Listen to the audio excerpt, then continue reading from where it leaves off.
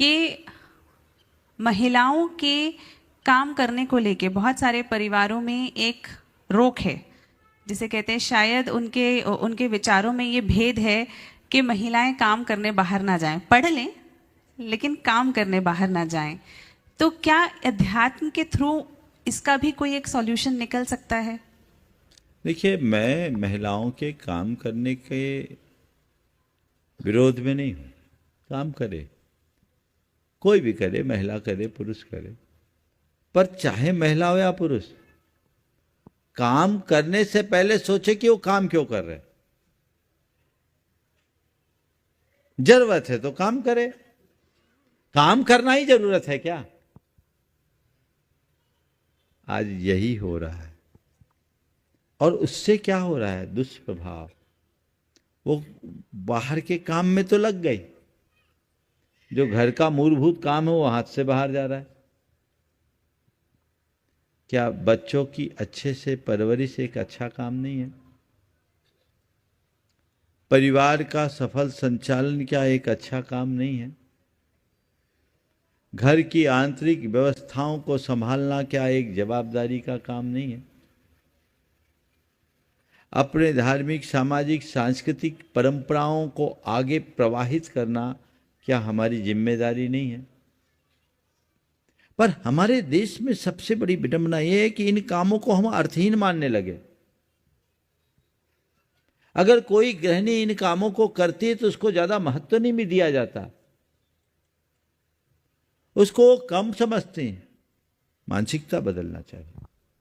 उनको ये समझना चाहिए कि पुरुष बड़े बड़े प्रावधान प्रस्तुत कर सकता है, पर घर की आंतरिक व्यवस्था जितने अच्छे से एक महिला कर सकती है, पुरुष नहीं कर सकता। ये जन्मजात कौशल आप सबके पास प्राप्त है। तो अगर कोई गृहिणी ये कार्य करती है तो उसकी सराहना होनी चाहिए, उसको सम्मानित करना चाहिए, उसको प्रोत्साहित करना चाहिए। काम करने के लिए जब जरूरत है तो काम करे। पर यदि घर के पुरुष काम करने में पूरी तरह समर्थ है और उससे घर की सारी सुव्यवस्था चल रही है, ये तो पार्टनरशिप है। पहले तो दंपति कहलाते, तब तो लाइफ पार्टनर कहने लगे। तो मैं कह रहा हूं ठीक है, वो काम बाहर का संभाले, तुम भीतर का संभालो, हिसाब बराबर। लेकिन वही केयर इकोनॉमी को कोई इतनी रिस्पेक्ट नहीं देता। वो सोच बदलनी चाहिए। उसका परिणाम है कि बच्चे आयाओं के भरोसे पल रहे हैं, और आज के समय में बच्चे माँ बाप के हो ही नहीं पा रहे। पूरी पश्चिमी बातें लोगों के मन में हावी हो गए। एक समय था जब बच्चे अपने माँ बाप के प्रति समर्पित रहते थे। आज देख लीजिए बच्चे कहाँ माँ बाप के। कुछ बोलने में भी हिम्मत नहीं होती। थोड़े बच्चे बड़े हो जाए तो माँ बाप को भी सकपका के रहना पड़ता है। टका सा जवाब दे देते हैं, हमारा परिवार बिखर रहा है, इसके जिम्मेदार कौन है? केवल भौतिक समृद्धि ही समृद्धि नहीं है। काम कीजिए। हमारे यहाँ महिलाओं के लिए कला गुणों में निपुणता की बात शुरू से की गई। भगवान ऋषभदेव ने ब्राह्मी सुंदरी को पहले पढ़ाया। पढ़ाया कि नहीं पढ़ाया? अक्षर और अंक विद्या किसको मिला? भरत और बाहुबली को कि ब्राह्मी और सुंदरी को? पढ़ाया। कई युद्ध विद्या में पारंगत थी कि नहीं थी, पर युद्ध लड़ी क्या? जब जरूरत पड़ी तो अपना कौशल दिखाया। जब सब दूसरे संभाल रहे, मुझे जरूरत क्या? लेकिन जब जरूरत पड़ी तो छक्के छुड़ा दी। झांसी की रानी अपने पति को खोने के बाद ना झांसी का राज संभाला, तो उसके अंदर युद्ध कौशल था तब ना। तो अपने अंदर कला गुणों को विकसित करना चाहिए, और जरूरत आ जाए तो दूसरों पर निर्भर न होने के लिए अपना काम संभालना चाहिए। लेकिन उसी के लिए काम करना ठीक बात नहीं है। मेरे संपर्क में कई महिलाएं हैं जिन्होंने अपनी मल्टीनेशनल कंपनीज की अच्छे बड़े बड़े पैकेज के जॉब को छोड़ा, और आज वो बहुत खुश है। एक बहन ने कहा था कि महाराज जी, पहले हर महीने मुझे जब सैलरी मिलती थी तो मैं मार्केट में जाती थी, मेरे पर्स में रुपए होते थे, देख के खुशी होती थी, ज्वेलरीज खरीदती थी, कपड़े खरीदती थी, अलमारी में रख कर खुश होती थी, लेकिन मैं अपने बच्चों को टाइम नहीं दे पाती थी।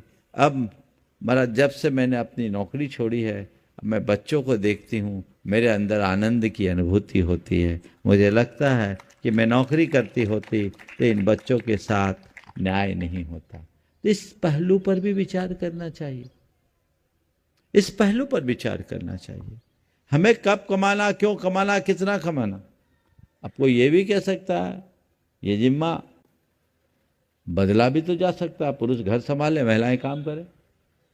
कुछ दिन बाद ऐसी आवाज आएगी, ट्रेनिंग ले लो भैया रोटी बनाने की। लेकिन मैं एक ही बात कह सकता हूं, जिसमें जो स्किल है वही वो करे तो अच्छा है।